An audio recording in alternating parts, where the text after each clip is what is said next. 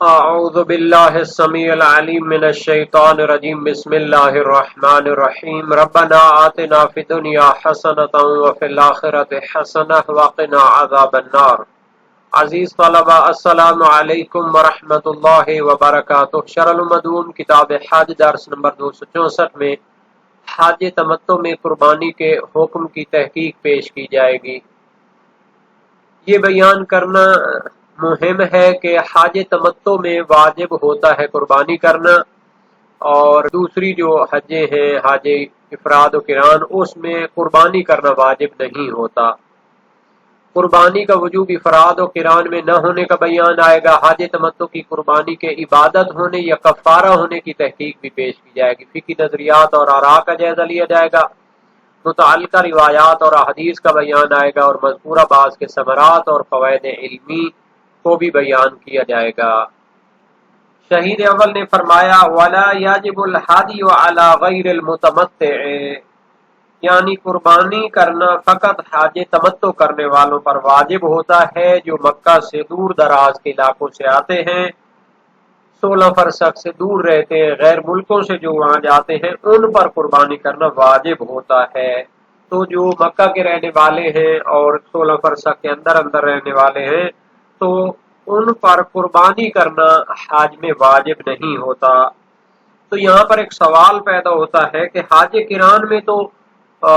قربانی وہ ساتھ لے کر آتا ہے، تو کیا وہ واپس لے جائے گا پھر، یا اس پر واجب نہیں ہوگا قربانی کرنا؟ تو اس کا کیا معنی ہے؟ تو جواب میں فرماتے ہیں قربانی حج قران میں وہ ہمراہ ہوتی ہے احرام باندھنے کے، اور وہ ساتھ لے آتا ہے تو وہ واجب ہو جاتی ہے، لیکن ابتدائی طور پر واجب نہیں ہے کہ وہ قربانی لے کر آئے، کیونکہ جو شخص حج قران کرنا چاہتا ہے اس کو ابتدا میں اختیار حاصل ہے کہ اپنا احرام تلبیہ یعنی لبیک اللہم لبیک کہہ کر باندھے، یا قربانی ساتھ لے کر آئے اور اس کو اشعار کرے یا تقلید کرے۔ اگر وہ قربانی کو اختیار کرتا ہے اور اس کو اشعار یا تقلید کرتا ہے تو پھر واجب ہو جاتا ہے کہ قربانی کو ذبح کرے۔ اگر وہ حج قران میں ابتدا میں قربانی کو اختیار نہیں کرتا اور لبیک اللہم لبیک کے ساتھ باندھ لیتا ہے احرام کو، تو پھر قربانی واجب نہیں ہوتی، اور حج افراد میں تو ویسے ہی قربانی واجب نہیں ہوتی۔ تو مطلب یہ ہے کہ واجب ہوتی ہے قربانی کرنا حج تمتع کے اندر۔ عبارت کو دیکھتے ہیں، فرمایا وَلَا يَجِبُ الْحَدْيُ عَلَى غَيْرِ الْمُتَمَتِّعِ وَإِنْ كَانَ قَارِنًا لِأَنَّ هَدْيَ الْقِرَانِ غَيْرُ وَاجِبٍ ابْتِدَاءً وَإِنْ تَعَيَّنَ حَدُّ الْإِشْعَارِ أَوِ التَّقْلِيدِ لِلذِّبْحِ، واجب نہیں ہے قربانی کرنا حج تمتع کرنے والے کے علاوہ پر، یعنی حج قران و حج افراد میں قربانی کرنا واجب نہیں ہوتا۔ شہید ثانی فرماتے ہیں اگرچہ حج قران کرنے والا ہو اس پر بھی قربانی کرنا ابتداءً واجب نہیں ہے، لأن حج القران غیر واجب ابتداءً، کیونکہ قران میں جو قربانی ساتھ لاتا ہے تو ابتداء میں وہ واجب نہیں ہوتی، بلکہ اس کو اختیار حاصل ہے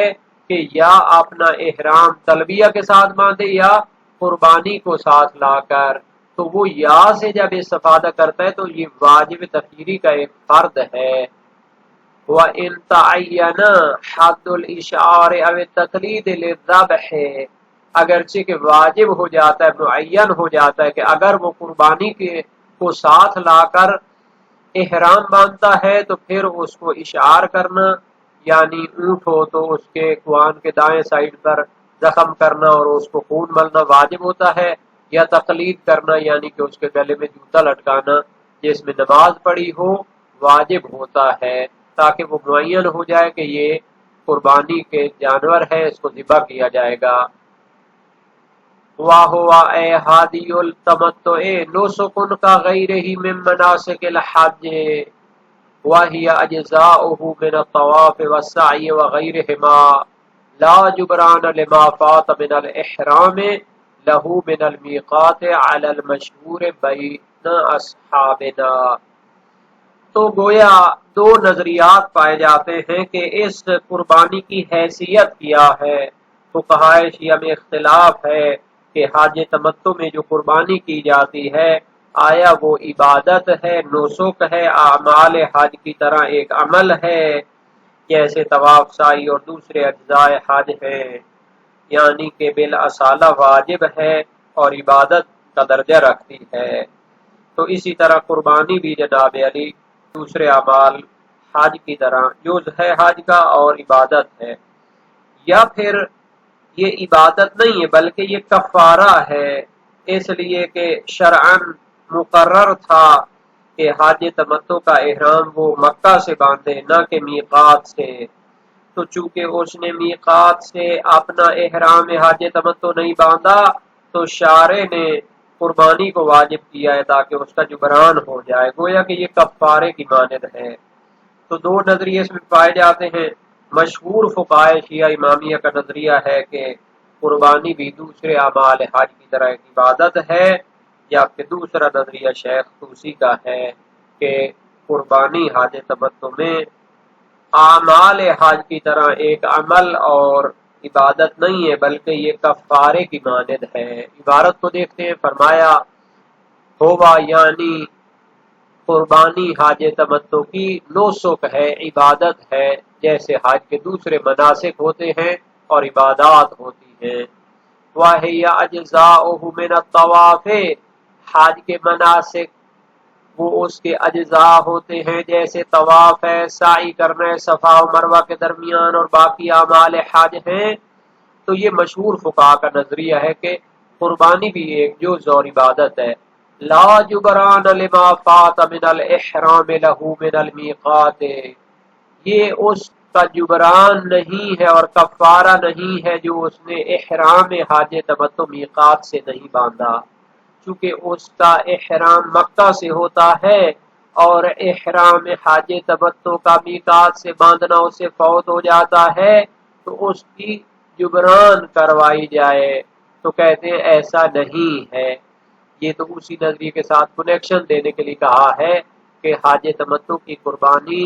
عبادت اور جز ہوتی ہے، جبران نہیں ہوتی۔ یہ نظریہ کس کا ہے؟ مشہور فقہائے شیعہ امامیہ کا ہے۔ وَلِلشَّيْخِ رَحِمَهُ اللَّهُ قَوْلٌ بِأَنَّهُ جُبْرَانٌ وَجَعْلُهُ تَعَالَى مِنَ الشَّعَائِرِ وَأَمْرُهُ بِالْعَقْلِ مِنْهُ يَدُلُّ عَلَى الْأَوَّلِ۔ شیخ طوسی رحمۃ اللہ علیہ بغداد میں رہے اور اصل میں طوس کے تھے، اور بعد میں جب حالات بغداد کے خراب ہوئے تو نجف کو حوزہ علمیہ بنایا۔ ایک جلیل القادر فقی اور محقق ہیں، تمام فنون اور علوم میں ان کی بڑی کتابیں ہیں۔ اس بحث میں وہ فرماتے ہیں بے انہ جبران، یعنی شیخ طوسی کا اس میں نظریہ یہ ہے کہ حج تمتع کی قربانی جبران ہوتی ہے۔ یہ حج تمتع کی قربانی کفارے کی مانند ہوتی ہے، حج کے اجزاء اصلی کی طرح نہیں ہے۔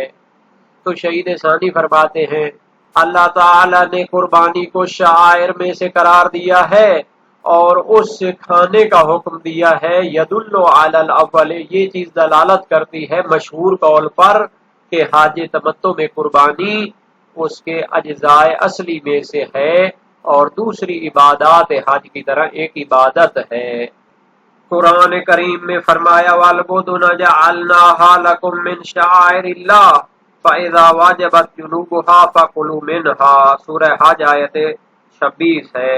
کہ جب اونٹ کی قربانی لاتے ہو تو اس کو شاعر خدا میں شمار کرو، یہ عبادت ہے، اور جب اس کو ذبح کر لیا جائے، قربانی کر لی جائے تو اس سے کھاؤ۔ اس سے دو لحاظ سے مشہور قول پر دلالت ہوتی ہے، ایک تو اس قربانی کو شاعر قرار دیا ہے، شاعر شعار کی جمع ہے، عبادت ہے، اور دوسرے اجزاء حج کی طرح ہے، اور دوسرا یہ کہ اسے کھاؤ۔ اگر قربانی کفارہ ہوتی تو اس کو کھانا جائز نہ ہوتا، بقیہ کفارے جو دیے جاتے ہیں حج کے اس سے پھر خود تو کھانے نہیں بیٹھ جاتے، جیسے شکار کا کفارہ واجب ہوتا ہے تو جو اس احرام کی حالت میں کمی کی ہے اور جو اس سے گناہ ہوا ہے اس کا جبران ہوتا ہے، شکار کے ذریعے جو کمی پیدا کی ہے تو اس کو خود نہیں کھا سکتا۔ وَتَظْهَرُ الْفَائِدَةُ فِي مَا لَوْ أَحْرَمَ بِهِ مِنَ الْمِيقَاتِ أَوْ مَرَّ بِهِ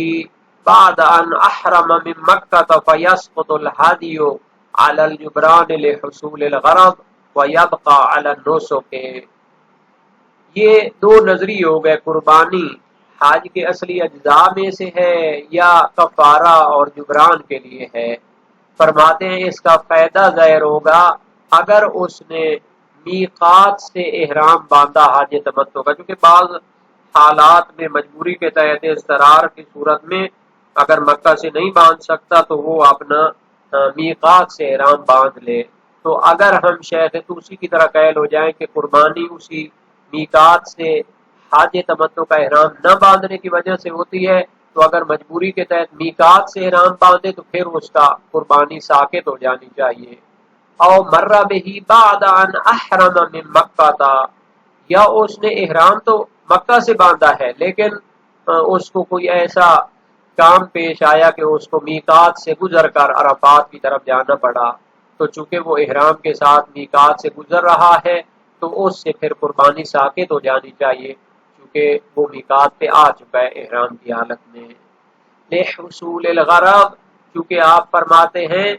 اس وجہ سے قربانی حج تمتع میں واجب کی گئی ہے کیونکہ اس کا احرام کے ساتھ میقات سے گزر نہیں ہوا اور اس نے میقات سے احرام نہیں باندھا۔ ان دونوں صورتوں میں وہ احرام کے ساتھ میقات سے گزر رہا ہے تو غرض حاصل ہو گئی، تو پھر جبران کرنے کی ضرورت نہیں رہنی چاہیے، حالانکہ ایسا نہیں ہے۔ وَيَبْقَى عَلَى النُّسُكِ، لیکن اگر ہم قربانی کو اصلی عبادت اور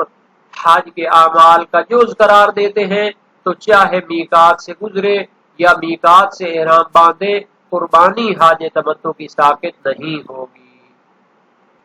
اما لو احرم من مکہ وخرج الى عرفات من غیر ان یمر بالمیقات واجب الحدی علی القولین وهو موضع وفاق۔ ایک صورت ہے کہ اگر وہ حج تمتع کا احرام مکہ سے باندھتا ہے اور وہیں سے سیدھا عرفات کی طرف چلا جاتا ہے اور وہ میقات سے نہیں گزرتا، یعنی مجبوری کے تحت احرام بھی میقات سے نہیں باندھا اور اس کا کوئی کام وغیرہ بھی نہیں ہے کہ وہ میقات سے گزرے، تو اس صورت میں واجب الحدی علی القولین، دونوں نظریات کی بنیاد پر قربانی واجب ہوگی۔ وَهُوَ مَوْضِعُ وِفَاقٍ، اور حج تمتع میں اس صورت میں قربانی واجب ہونے پر بالکل اتفاق موجود ہے، تمام فقہائے شیعہ اس کے قائل ہیں، چاہے جبران کے تحت واجب کہیں یا اصلی عبادت ہونے کے تحت واجب کہیں۔ حج تمتع میں قربانی کے وجوب کے حوالے سے کوئی اختلاف نہیں ہے کہ حج تمتع کرنے والے پر قربانی کرنا واجب ہوتا ہے۔ اللہ تعالیٰ کا فرمان ہے فَمَن تَمَتَّعَ بِالْعُمْرَةِ إِلَى الْحَجِّ فَمَا اسْتَيْسَرَ مِنَ الْهَدْيِ، جو بندہ حج تمتع کرتا ہے عمرہ کے ساتھ تو اس کو قربانی کرنا چاہیے۔ سورہ بقرہ آیت نمبر 196۔ صحیح ہے، زرارہ بن عایل کوفی جلیل القدر سے راوی ہے، ائمہ معصومین کے دور میں جلیل القدر فقہائے امامیہ میں شامل تھے، مجتہد تھے، صاحب نظر تھے، کوفہ میں مرجع تھے، اور ان سے شیعہ عوام مسائل کا حل پوچھا کرتے تھے، اور ان کو رجال ابو عمرو کشی میں اصحاب اجماع فقہا میں شمار کیا گیا۔ امام باقر علیہ السلام سے حج تمتع کے بارے میں روایت نقل کی ہے، وعلیہ الحادی فقلت وما الحادی، امام نے فرمایا اس پر قربانی واجب ہے، تو یہ چونکہ سوال کرنے کے ماہر تھے اور یہ چیزیں ائمہ معصومین سے تربیت حاصل کرتے تھے، تو انہوں نے کہا ہادی سے کیا مراد ہے؟ فرمایا افضلہ بدن و اوسطہ بقرہ و اخصہ شاۃ، افضل قربانی تو اونٹ کی ہے، درمیانی قربانی گائے کی ہے، اور سب سے کم ترین قربانی بکری کی ہے۔ وسائل الشیعہ باب پنجم ابواب اقسام الحج، حدیث سیون۔ غیر متمتع پر قربانی واجب نہیں ہوتی، چاہے قران والا ہو یا افراد والا ہو، اس میں بھی کوئی اختلاف نہیں ہے۔ اعمال منا میں اس کی تفصیلی بات ذکر ہوتی ہے، اگرچہ کہ اگر حج قران کرنے والا اپنا احرام باندھتا ہے قربانی ساتھ لا کر تو پھر اس پر اس کو ذبح کرنا واجب ہو جاتا ہے، اس کو واپس نہیں لے جا سکتا۔ باقی رہ گیا یہ بحث کہ قربانی حج تمتع کی واجب ہے اصلی اعمال حج کی طرح عبادت ہے جیسے طواف اور سعی اور دوسرے واجب اعمال، یا یہ جبران ہوتی ہے، چونکہ یہ حاج تمتع کا جو احرام ہوتا ہے وہ میقات سے نہیں باندھتا بلکہ مکہ سے باندھ کے عرفات کو چلا جاتا ہے۔ مشہور نظریہ اول ہے، اور شیخ طوسی نے بھی خلاف جو کتاب ان کی ہے اس میں اس پر اجماع کا دعویٰ کیا ہوا ہے، اور آیت سے بھی استفادہ کیا ہے، وَالْبُدُنَ جَعَلْنَاهَا لَكُم مِّن شَعَائِرِ اللَّهِ لَكُم فِيهَا خَيْرٌ فَاذْكُرُوا اسْمَ اللَّهِ عَلَيْهَا صَوَافَ فَإِذَا وَجَبَتْ جُنُوبُهَا فَكُلُوا مِنْهَا وَأَطْعِمُوا الْقَانِعَ وَالْمُعْتَرَّ، سورہ حج آیت نمبر 36۔ تو اللہ تعالیٰ نے اس کو شعائر میں سے قرار دیا، عبادات میں سے قرار دیا، اور اسے کھانے کا حکم دیا۔ یہ جبران نہیں ہے، کفارہ تو کھایا نہیں جا سکتا، ورنہ تو کفارہ شکار سے کھانا نہیں ہوتا، چونکہ وہ ایک غلطی اور ایک نقص اور کمی کا جبران ہوتا ہے۔ اچھا، شیخ طوسی علیہ رحمہ اپنی دوسری کتاب المبسوط میں جبران کے قائل ہیں۔ اصل میں وہ نظریہ ہے امام شافعی کا بھی،